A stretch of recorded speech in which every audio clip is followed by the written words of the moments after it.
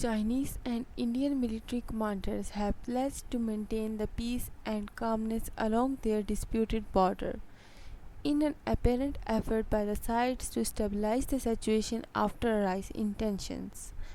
The two countries' defense ministers issued identical statements late on Tuesday, saying the 19th round of commander level talks held on Sunday and Monday had produced a positive, constructive, and in depth discussion centered on resolving issues related to the line of actual control in the border's western side.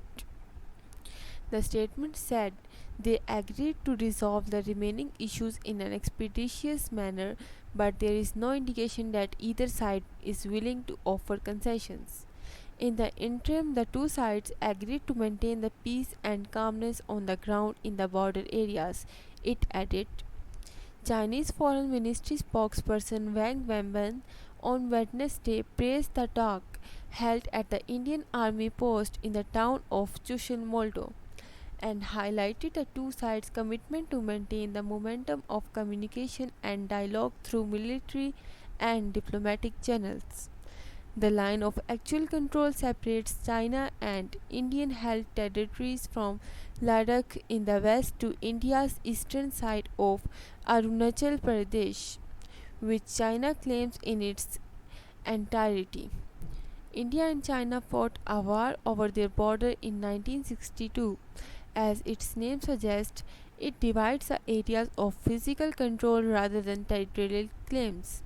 According to India, the de facto border is 3,488 kilometers, 2,167 miles long, but China promotes a considerably shorter figure.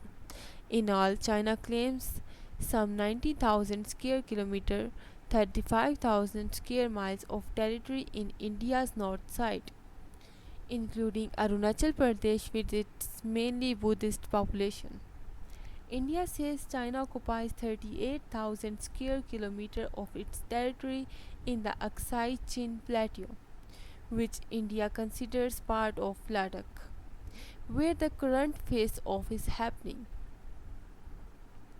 China, in the meantime, began cementing relations with Indians at rival Pakistan and backing it on the issue of disputed Kashmir. Firefights broke out again in 1967 and 1975, leading to more deaths on both sides. They have since adopted protocols, including an agreement not to use firearms, but those protocols have fractured.